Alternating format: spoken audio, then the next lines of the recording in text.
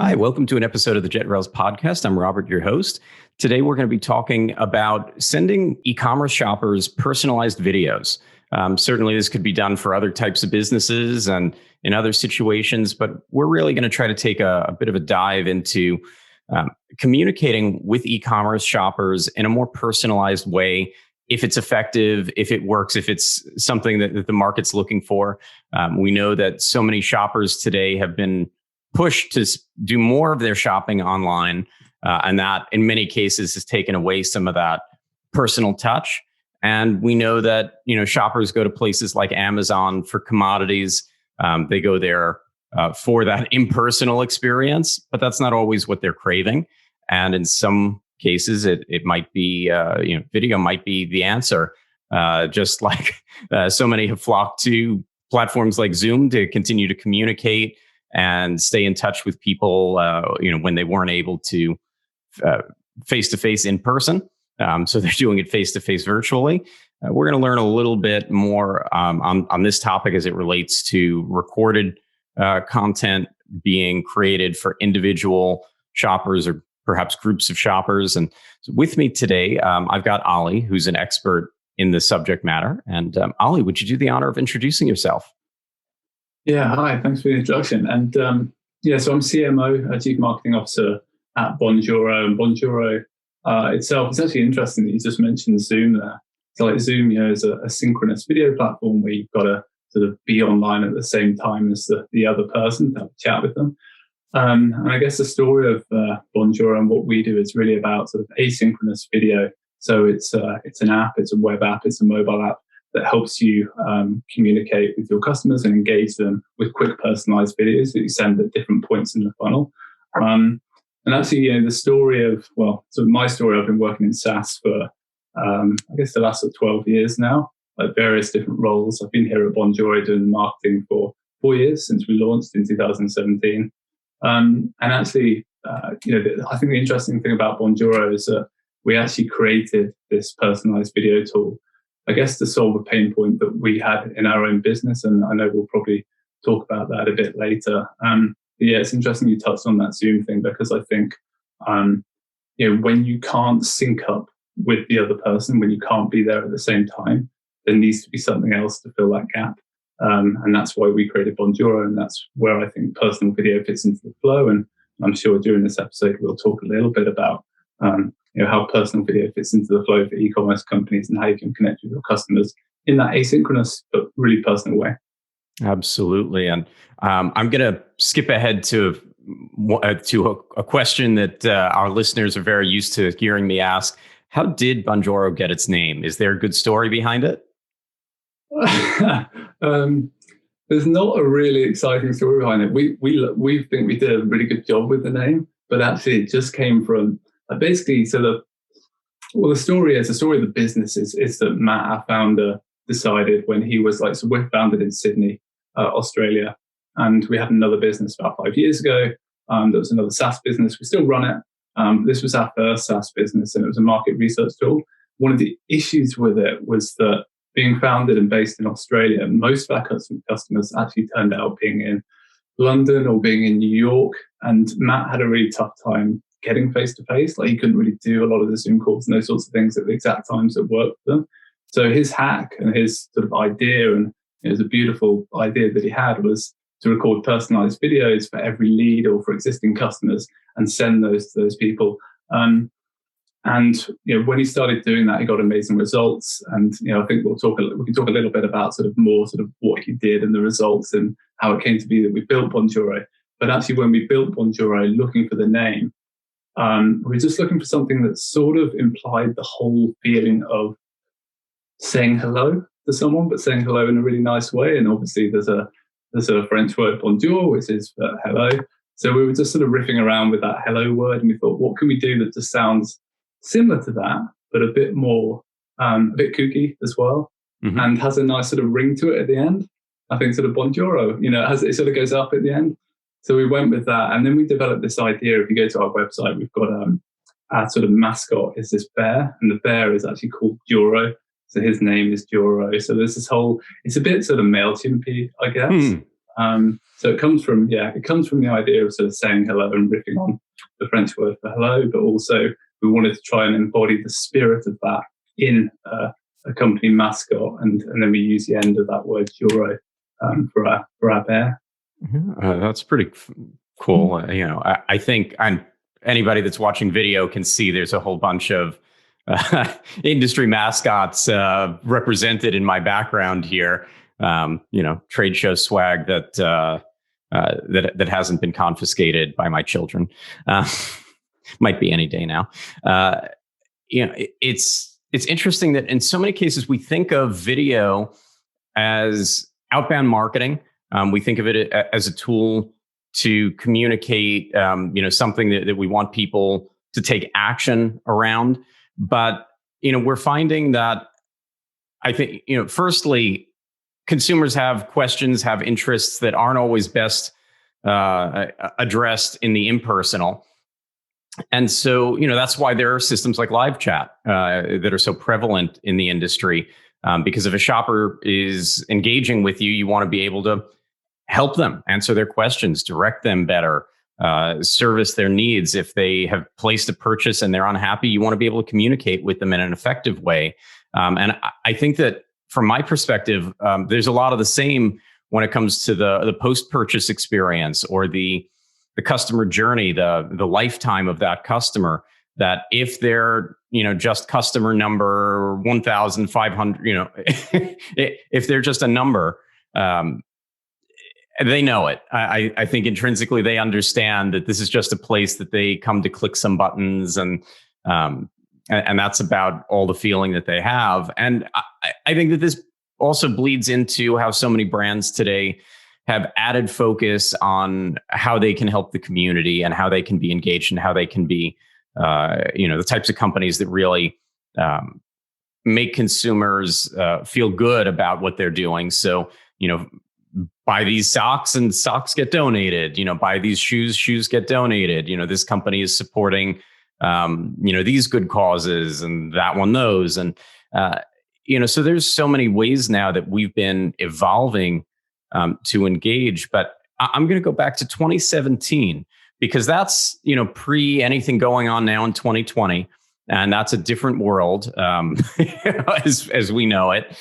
So, this is not a company that was created around an increase in the separation of people from each other. Have you seen major change this year overall? Has that changed the trajectory for the product, for your organization overall? Yeah, it has. It's interesting. I think what other people are experiencing now almost goes back to the original foundation of Bonjoro, like how we came to be. So we built Bonjoro because our company had become disconnected and we needed a way to connect. So definitely this year, I think like a lot of other video tools, we saw like a big lift as we got. It's interesting. It really, like you can see it on all of that graphs, like Google Analytics, all the different things we look at. There was definitely a lift pretty much in the middle of March. And it's a funny thing because that initial lift, that spike was pretty big. People were suddenly going online. There were less offline conversations happening.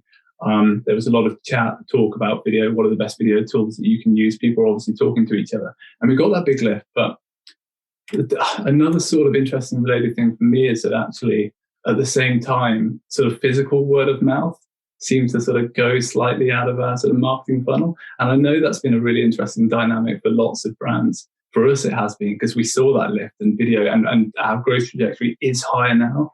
But actually, it's almost as if the dynamic is not that it's added on top. We sort of lost something but gained something at the same time. We were talked about a lot at sort of like in-person events. I know like a few years ago when we launched Pat Flynn at Social Media Marketing World, did a keynote speech and he mentioned us on stage. So those sorts of things are actually really important to companies like ours, even though we're a video tool. They've gone, but yeah, they were sort of replaced by this, need, this necessity to use video tools right now for salespeople, for customer success people. So definitely it has been beneficial to us, but it's been an interesting balance and one that sort of surprised us, to be honest. That's It's interesting. And, continuing on this vein of thinking about the history, when Bonjoro started, was it focused on the e-commerce market, or has that been part of the evolution as well? How did it start out conceptually? So it started out conceptually, because we were solving our own pain point. No, I'll be honest with you and open with the listeners.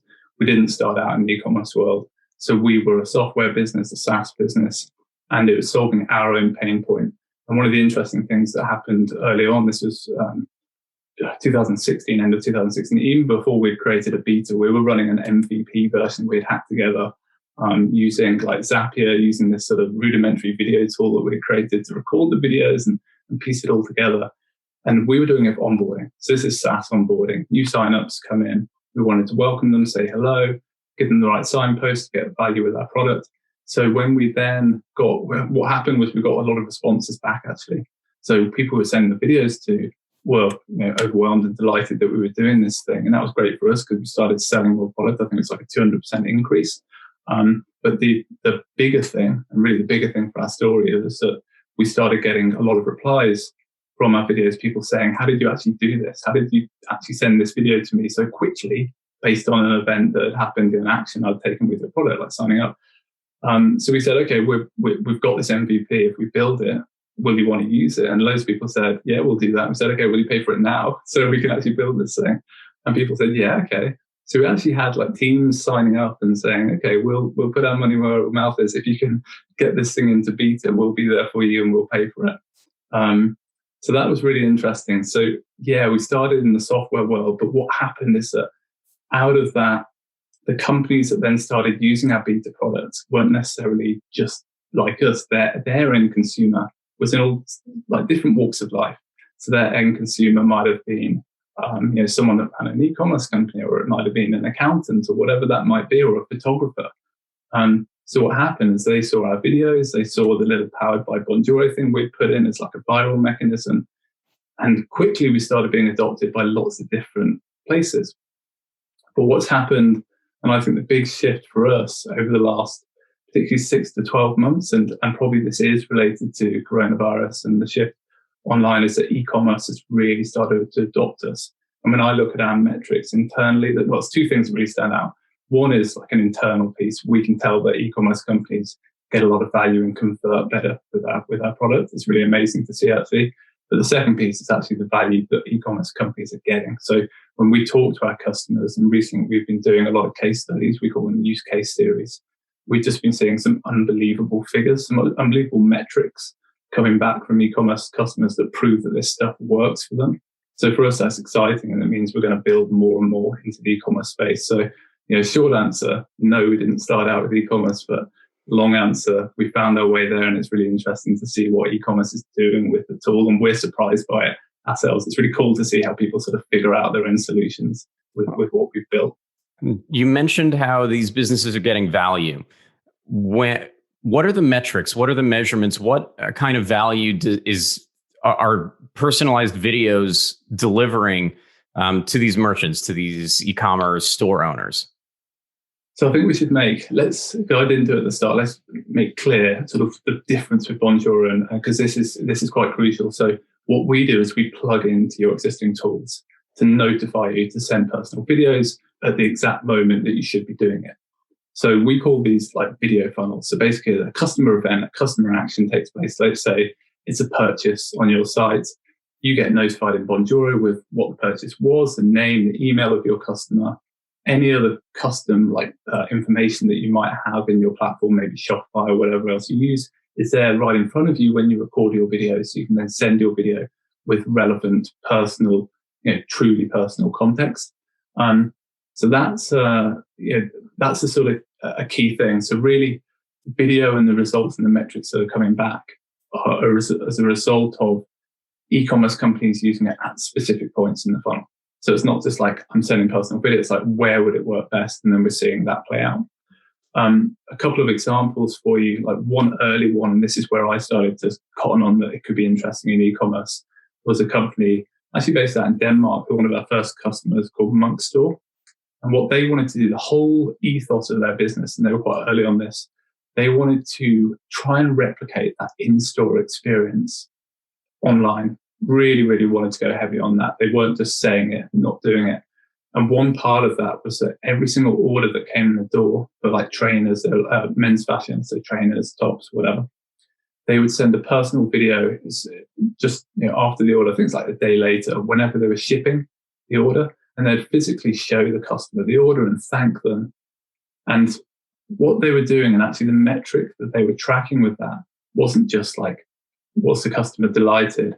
Actually, what they were doing was trying to get an uplift in their Trustpilot reviews. And within about 2 or 3 months of doing this, so they basically put video between customer order, send the video, thank them, and then 2 days later or 3 days later, ask for that review. The automated email that lots of e-commerce companies have go out.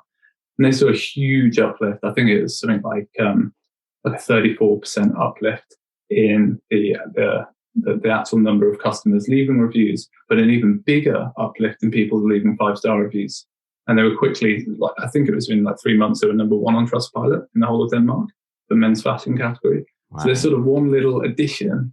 Video. Well, I mean, look, you got this personal video from Joe or Jane. You don't really want them to get fired because you wouldn't exactly. Leave a review. It's their whole job. I mean, what are you going to do to these poor people? It's interesting that just off the top of my head, I can think of so many times in the customer journey. They sign up as a new customer and you welcome them, or they place their first order, and you give them that welcome message. You let them feel like there are real people there that care about them and they're there to support them. That you get new products in that might relate to something somebody's purchased in the past, and you let them know about it, or it's time for replenishment of something. And again, if there's enough alignment where it makes enough sense, of course, every business is a little bit different. And I suppose that's where this all gets personalized. Have you seen any users doing any of this in batch where they don't necessarily say the person's name, but maybe, they reach out to those, 20 customers with the same video because they purchased this item and they think that now they might be interested in this item or something along those lines? Yeah, I think this can vary a little bit with the type of company that you're running. So, and the scale that you're looking at and what sort of level of segmentation you do. So, what we're not seeing yet is like massive uses in terms of, say a new product gets released and, where you would previously send like a mail shot out to your list, your list might be 20, 50,000, 100,000, whatever it might be. We're not replacing that. But actually what we are seeing is where there are sort of, small and medium-sized e-commerce companies that want to sort of really sort of go deep on that sort of personalized experience. Absolutely, they are segmenting customers down to that level where if there's a new sort of product launch and they know that there's people, maybe 100, 200, 300 on their list that are probably highly likely to buy this next thing, that they're using personal videos for that. And we cater to that by actually having this, it's a feature called roll-ups, and you can roll up a bunch of different people that are related, like a small segment of people, and send them the same video. So at the front end, I guess, sort of more of the sort of purchase, the thank you level of the funnel, it's very much one-to-one and personal, and really trying to do that. Which product lines is that going to work best for? Like, which ones do you maybe need more reviews for, or those sorts of things. But actually, then if you're trying to sort of get customers back in the door and repeat purchases, then you can do this roll-ups thing and do it a little bit more broadcasty. Still, as a business, we're trying to make sure that we're not opening the floodgates to this being like a newsletter replacement, because it isn't, and I don't think it ever will be. What we want is we want to maintain really, really high levels of deliverability, first off. And on average, I think across our customer base, it's something like 70% open rate, maybe a little bit more. And the click-through rates are amazing. The reply rates are really good. So we want to protect that. So it's really about, I guess, like segmentation, where you're going to use it. But there's some interesting stuff going on. We interviewed a customer a couple of weeks ago that started employing people to send their videos, and they're sending, I think, something like 7,000 a month at the moment. Mm-hmm. So it's really interesting. They're actually doing, their videos are thank you videos for purchases. They just want to really inject that sort of really great sort of culture of we value you as a customer really early on. So they're employing people to do those thank you videos, and they've actually seen, according to their Shopify stats, they've seen a 32% increase in repeat purchase rate. So that's been really interesting for them. So you can do this stuff at scale. It's just figuring it out, and we're seeing that play out more and more. And I imagine even for customer service, customer support for after the fact issues. When I looked at Bonjour the other day, a story had popped into my head that I hadn't thought about in years. I remember still being in, it was probably elementary school, and I had a backpack that got a tear, and it had a serious warranty on it. And so we actually sent it back to the manufacturer. The stitching had come out. It wasn't that there was any, anything, that it was cut with something sharp or anything like that. They sent a postcard saying, basically, as the backpack, saying it was having a great time at camp with the other backpacks, and it would see me soon, and that sort of thing. And it's memorable enough that I won't say how many decades later, I still remember.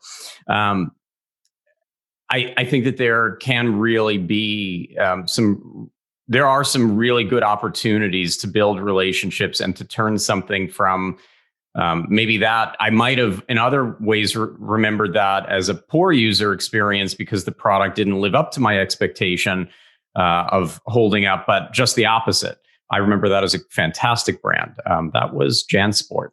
And, lo and behold, all these years later, things like that, quite memorable. But you mentioned MailChimp, and what is a good way to deliver one-to-one video like this from your experience so far? And I imagine this is going to continue to evolve, but is email the best methodology today? Because that's sort of, just a unanimous way in the e-commerce industry of communicating information about orders and customer relations. Yeah, well, we're seeing just, to be sort of open about this as well. So our only delivery method at the moment in our product is email. So that's the experience we've got right now. And email is working very well, and we're seeing it work very well. I think the interesting thing, and maybe why that's the case, is that actually it stands out so much. So once your email's been opened and it's a video, or if your subject line says, I recorded this video message for you, that's pretty different to the rest of the stuff that's coming into your inbox. So that's, I think, a really interesting point of difference for it and why that's working. The next level for us, and we're being asked a lot for this and we're building it out right now, is SMS. Clearly a lot of companies, particularly e-commerce companies, will capture SMS details of their customers. And we know that's going to be a really effective delivery method. And the open rate is tremendous, so people open their text messages. They do look at whatever's coming over SMS by and large, compared to email for sure.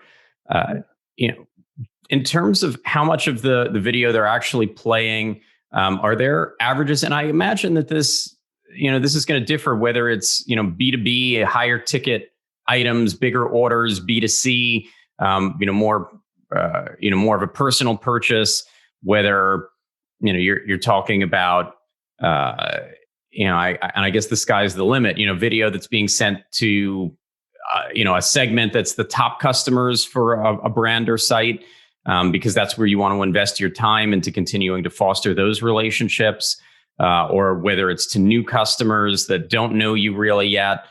So that there's probably some difference in the interaction, but are a lot of people watching the videos through till the end? Is that pretty common? So we don't currently track the length, or the sort of percentage of the video that is watched by a customer. But I guess the proxy we have at the moment in our product is the click-through rate on the call to action next to your video. So any video, you can put a call to action to it. So that's you getting the customer driving action. And we're seeing around about sort of 35% average click-through rates on that, which is that's completely different to email. Like the uplift is huge. So we can tell from that a little bit as a proxy that there's a lot of engagement going through the video. I think that just comes from the fact that if someone's opened your video and starts watching it, it's not just like, it's not video hosting. They're not just watching a video that's sort of built for everyone. You're saying their name straight away. You're telling them what you're going to talk about. You're saying maybe your videos, you're probably going to say something like, hey, Oli, I just recorded this video for you. I wanted to share 2 quick things with you that I know that you'd like to hear.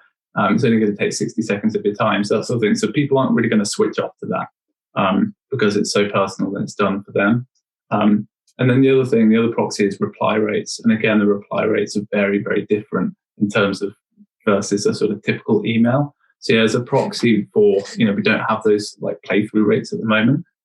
We will sort of work on those in the future, but definitely that engagement is sort of different. And I think this comes from, and this is, I guess, a broader issue, which is this shift away a little bit from video hosting. And there's a sort of mental shift there, but also there's an organizational shift, because like video hosting was like, it's the domain of marketers, right? Like no one else really like touches video hosting. But I think what's changing, what's happening with personal video is it becomes the domain of salespeople, marketers, customer success, customer support, founders, owners, like whoever can sort of touch the customer with that sort of relationship-based thing at any point in the funnel, that you can do it there. And it's interesting, you were just talking about like your experience, that really great experience with, who is the brand again that sent you the JanSport, actually. JanSport. Yeah. Like that is, I think for me, there's a big opportunity for e-commerce that I'm not seeing happen yet.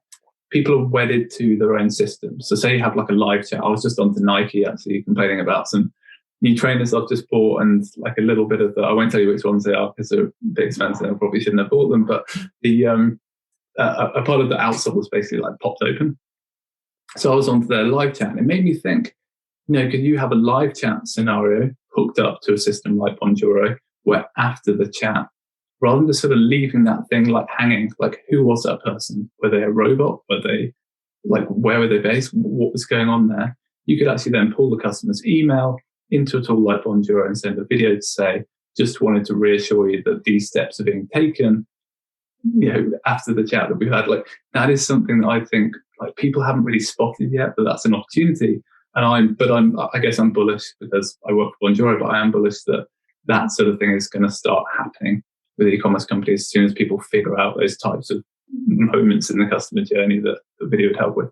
We recently had an episode on post-purchase experience and optimization, and that was looking a lot more at order tracking and returns and things of that nature. And I think that these conversations have to be happening in the e-commerce industry, because for individual store owners and brands to be able to compete with Amazon specifically, and similar impersonal experiences, I think that that's part of what's really needed. That without a relationship,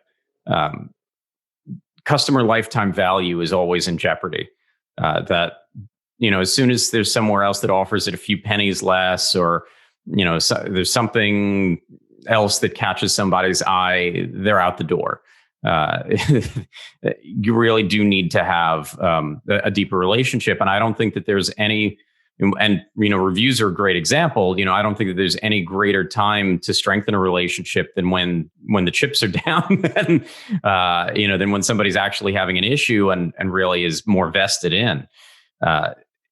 And in terms of the data points that you see merchants using, are there particular pieces of data that are often used in order to bubble up to the surface which shoppers should potentially have videos made for them in different moments? Are there common attributes and other information that are typically used? Because I think that's probably a big part of the challenge, to not to cut you off there, but that's probably why video hasn't been more holistically used in the market, because you look at a big, customer list or something else, and you don't know where to begin. Yeah, it's a really good point.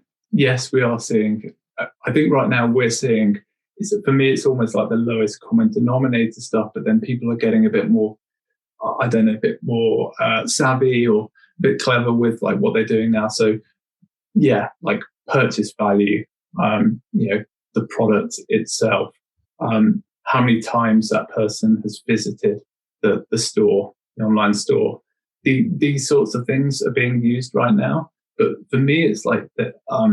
That's almost a low-hanging fruit, because you can do a lot with that, and that's what we're seeing. We're seeing great results from it. So we're seeing like thanking, depending, and someone will bubble up to say maybe like thank someone with a purchase value over X amount because they couldn't do it for everyone, or they'll thank people for on a particular product line because they want to make sure that that product line or that product gets more reviews on their site, or they'll thank people that are really loyal customers, or they'll send loyal customers sort of different videos or surprise videos, or new product lines launching, these sorts of things. But actually, where I think we could go one step further is, I guess, sort of thinking outside the box a little bit, like we were just talking about around that sort of post-purchase piece, which is, I guess, a little bit more difficult. And part of our job now is going to be to like listen to our customers and figure out what these tactics are. A big piece that I did earlier this year was a thing called the video funnel playbook.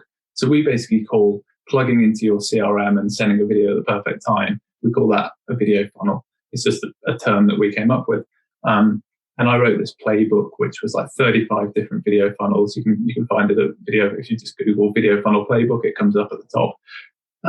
So my job, and part of the job of our marketing team here and our customer success team as well, is just going to be to listen to our customers and keep developing these plays. And if we can do that, then inside our product, we can start to educate our users where they should be using video and almost just pre-build those plays. So right now we're actually working on sort of pre-building this stuff, the funnels into the product. So when you arrive and you're an e-commerce company, we'll actually say like, you should do this, this, this, and this. And it'll just be templates where you can steal and copy it. And then over time, what we're going to do is give e-commerce companies or any customer the opportunity to build their own plays and share those with the world. So you can say, oh, by the way, you also run a store. Maybe you've got a buddy that runs a Shopify store. You can say, hey, I'm doing this thing. You should do it too. Here's a link to actually set it up straight away. So yeah, it's going to be interesting. We can't predict this stuff, but our job is to try and make it templatable, I guess. Absolutely. And the market changes and the market speaks. So I suppose it's very similar to how segmentation works in other systems like email marketing and a variety of other both on-site and off-site marketing, that you test and measure and you figure out what works and you replicate. And at some point the playbooks grow. But depending on the business and their customer base and their offerings, it's going to be a unique playbook that's going to work best. So we talked a little bit about customer lifetime value, building these relationships that help the customer continue to come back and buy more over time as opposed to going elsewhere. You mentioned this very interesting case study where there was a major increase in positive reviews. Are there, other metrics, or perhaps even, is it just seeing an increase in customers reaching out to say how much they enjoyed something or how much they appreciated something? People posting on social media. Are there unique cases where it's very obvious that something's happening that people are enjoying, whether or not it's something that's going to be tracked in an exact measurement? Yeah, there are both. So there's the anecdotal, well, not the anecdotal, but there's the stuff, the more intangible stuff. And then there's the tangible metrics. So, I'll give you examples earlier. One e-commerce store that we work with that we just about published a case study for, 32% increase in repeat purchase rate from those customers that got a video versus those that didn't. So that's a very tangible metric. But beyond that, when we're talking about sort of intangibles like social sharing, we definitely see that. Like you'll see stuff going out, so you can either toggle social sharing on or off your videos that you send out when you use Bonjoro. So we've seen people tweeting stuff like, "This is how customer service should be done," like so those sorts of things. Mm-hmm. And actually, as a word of mouth and referral tool, it's interesting in itself. And I think you hit the nail on the head. This stuff is all about customer lifetime value. Like when we talk as a business, like what are we solving? What are we trying to do? What's video actually doing here? I think the whole thing is customer lifetime value. Like top of the funnel conversion, sure, it's really interesting, and lots of people use video for conversion. But the bigger piece and where it's going to grow massively is customer lifetime value. Yeah. And there's definitely the tangibles and intangibles to the metrics, but also the stuff like social sharing, people sharing stuff with their friends. Like, actually, just an interesting one I could tell you about. It's not in the e-commerce space, but it's we work with a lot of summer camps users. And there's a camp called, I think, the YMCA Lake Wenatchee, run by a really great guy called Tim. And he started sending videos to the parents of the kids that were coming to camp just to say, thanks for booking on. And once they get there, he sends videos saying, send more money or I'm sending your kid back, right? That's not how but so he started sending these videos and he got something really interesting happened. So he sent a video to someone that sent their kids to camp. They then forwarded this video to a bunch of their friends, but they forwarded it to the friends that didn't even live in his state. And the friends from a different state decided to send their kids to his camp. So this one video that he sent, he told us it got him $11,000 extra in referrals. So that sort of referral engine is a really interesting piece as well. And we thought it was really funny that, it's getting people from a completely different state coming over to his camp. It's quite cool. That is, it's interesting sometimes. I think you should have a sign up that you're holding up for anybody watching the video of this, like 32% lift. I'm still stuck on that. I've spent a lot of time working with a lot of merchants to get a lot less lift than that. So I think it is telling. And there are so many things in the e-commerce experience that are going to have an impact on that. At JetRails, we talk a lot about things like loading speed, optimization, but in other episodes of the podcast, we've had guests that have spoken about things like site search. And look, if you come to the site, you type something in the site search box and you find what you're looking for, because they have it and the site search is capable enough to pair the shopper with the right thing, they make a purchase. If the site search stinks and tells them that you don't have it or shows them a bunch of irrelevant product or whatever else, well, they're out of there. And just fixing that can have a very significant improvement because a lot of shoppers do use those features. And in some cases, sites are just very poorly optimized around that. So it's really interesting, but it's rare to hear numbers quite that high. So I will probably after taping get a link to that from you that we can share in the show description for anyone that wants to take a look. It's interesting. It's interesting to say about that. I think the difference between something like what we do and when you're talking about like optimizing site search, there are certain tools and like tactics that you're going to use in e-commerce that are I guess geared towards everyone, and they should work for everyone. And I think one of the key objections some people have with videos is like either they feel a bit uncomfortable doing it or they think that their customer's going to be uncomfortable. And it's sort of, in a way, it sort of doesn't matter. Like the second one, not every customer is going to respond to your video. It's not every customer is going to be the sort of person that loves your video. But what happens is that you bubble to the surface the right customers that do respond in the right way. So it's not for everyone, but what happens is those metrics really sort of rise up with the right customers.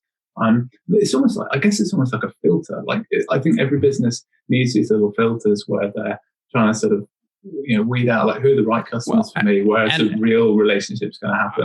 I think that the same applies throughout the process. That when I got into this industry a very long time ago, I was told not to use myself as a barometer, partly because I'm an odd duck, but mostly because you cannot predict if you decide to send direct mail to your shoppers, one business versus another, one offer versus another, exactly what the results are going to be. You can learn over time what to expect. But there's a percentage of people that typically react. And the same applies to email. And the same applies to remarketing and retargeting advertisements. And the same goes with, Google ads. Some people click them, some people don't. Some people have ad blockers that block, banners and things as they're traversing the internet. Others don't. Some users are going to react to Instagram and others don't have an Instagram account. So you can't always be focused on the one user. It's always got to be about the aggregate. As long as you're doing something healthy overall, that's not chasing people away or offending people in some measurable way. Yeah, and it might not even be about the goal as well. I think that's important. Chasing goals can sometimes be a little bit exhausting, but actually just putting into place like a good system or a simple system is probably, very often a better way to go. So I think it ties into that side of things as well. Just put in a simple system and do the thing, and then see what comes out of it. And then it's like, okay, if it's working, do more of the thing.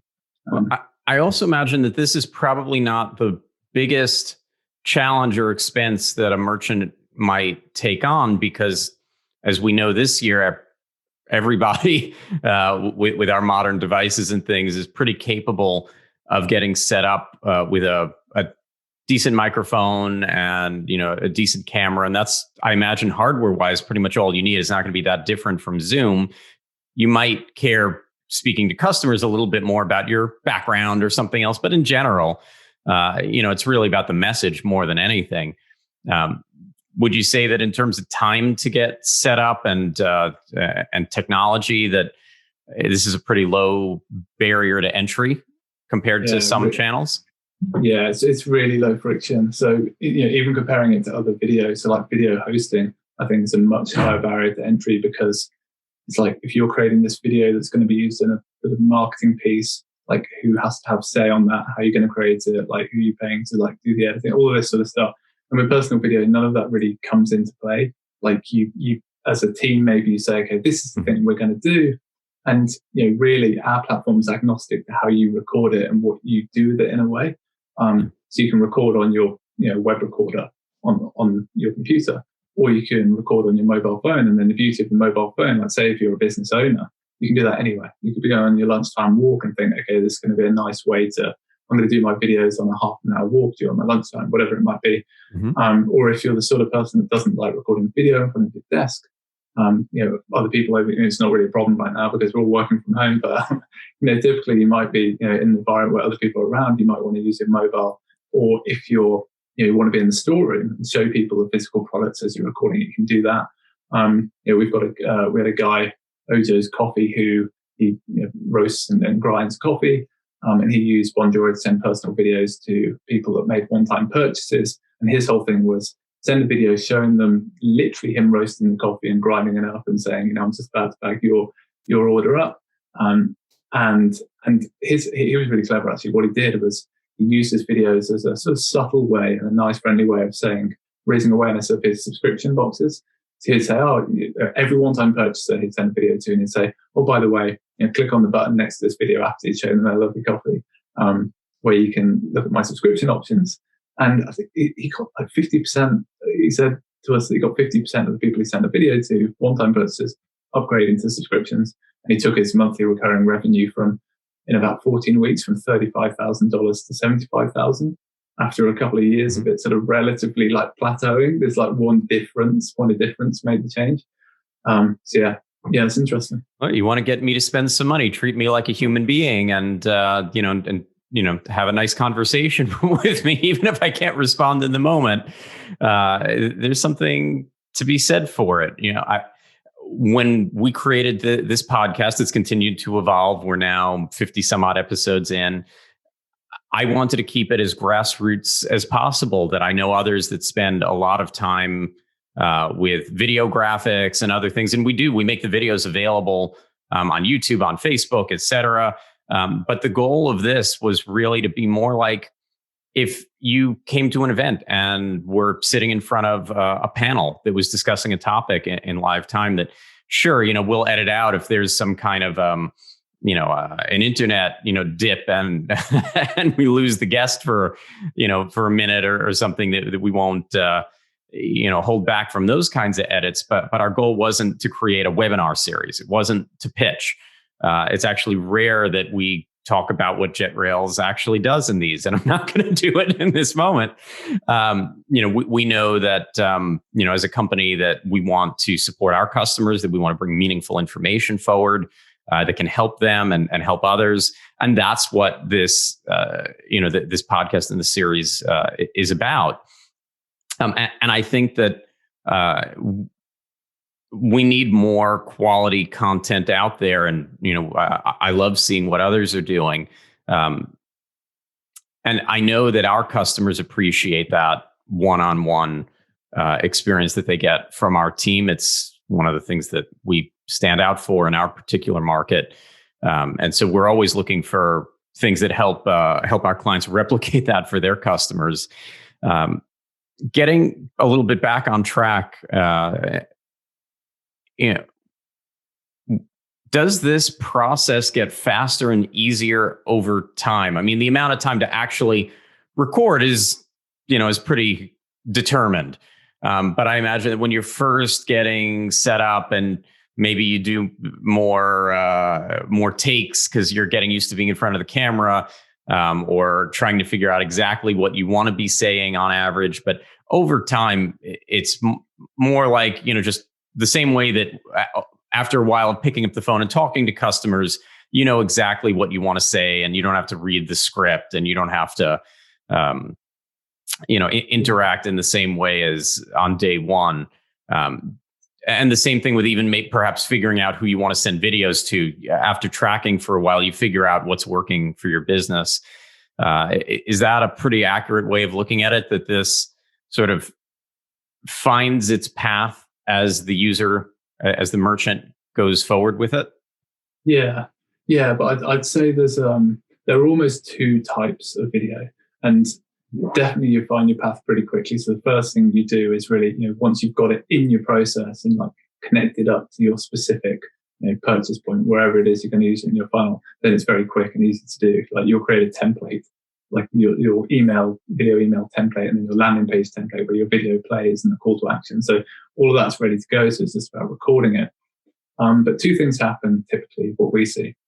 If you're trying to do it at more scale, so maybe it's like thanking buyers. And like I said before, we've seen companies then hire people to do those videos, and they might have more of a sort of slightly sort of scripted thing that they do, where it's like, okay, you've got to hit these 2 points or these 3 points and make sure you mention the call to action at the end of the video. And that's really easy to do. And the friction in that is, it's barely there, and you get better and better and better at that over time. There's a second type of video, which we see a lot more with, I guess, like owner-founder type led businesses, which is actually they want to go a little bit more hyper-personal. So almost every video is slightly different. So they have this path, so they know what they're going to start with and they know where they're going to end. But what they do using our sort of custom attributes element of the platform, where they're pulling in their customer context, is creating a much more personalized experience where they're mentioning specific things. And it depends how much data you capture about your customer. But really, you could have a lot of fun with it. And actually where we see some of the best results is where people do have fun. Like they're recording their video and something happens, or they say something silly and they just keep going and they riff on that, or they try just doing different like kooky things, or depending on the customer data they're seeing in front of them, they go in a slightly different direction. So like we see a lot of those types of videos, and we see them perform really well. And as I say, more with sort of small businesses and sort of owner, sort of founder-led businesses, that works really well.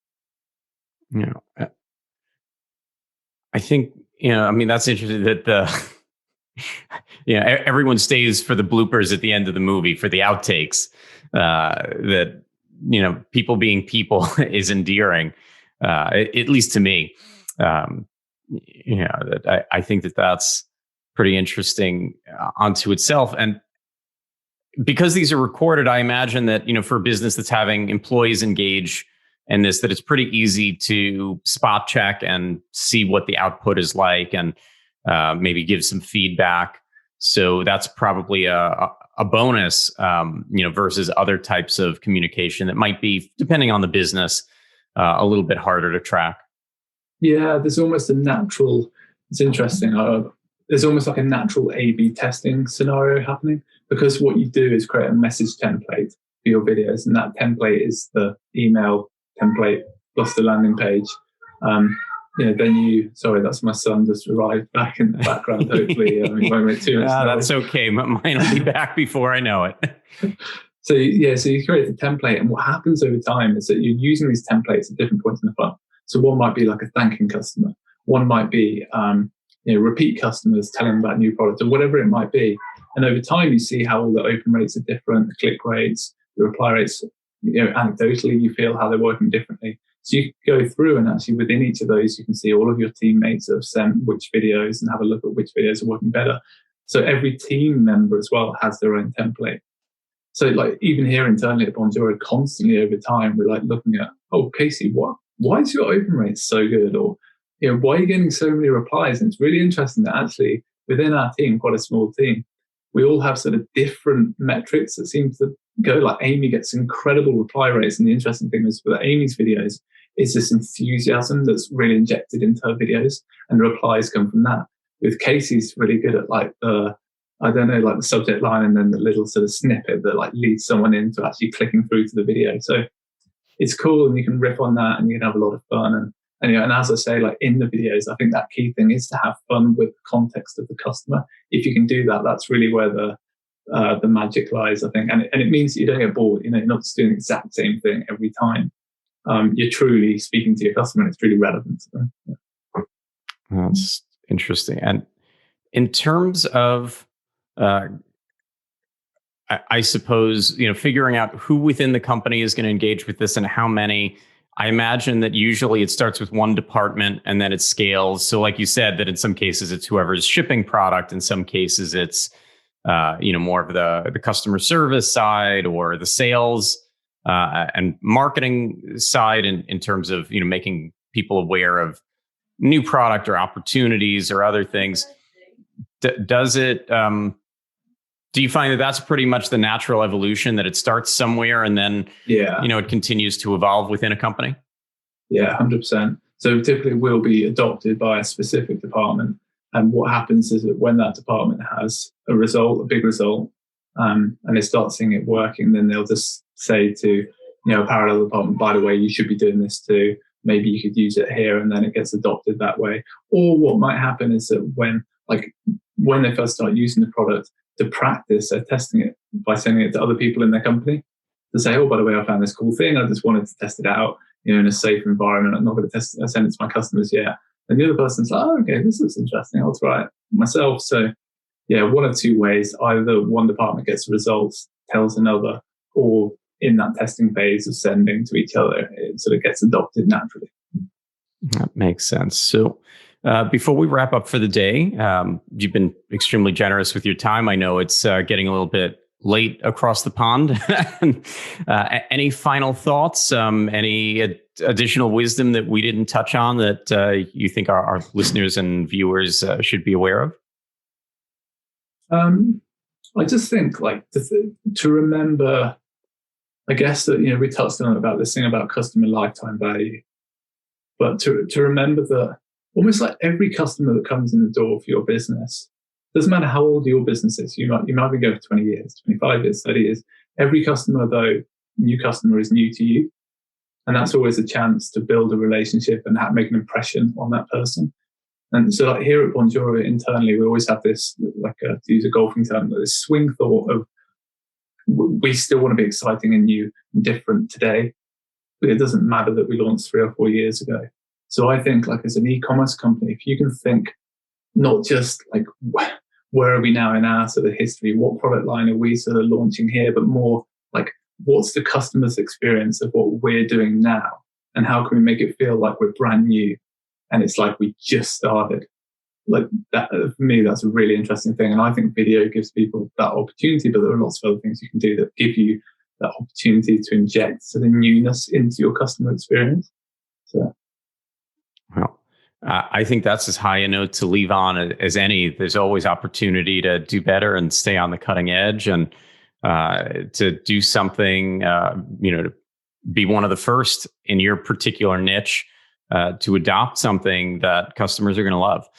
So to our listeners, as always, thanks for tuning in. Subscribe wherever you're listening to this podcast episode or video.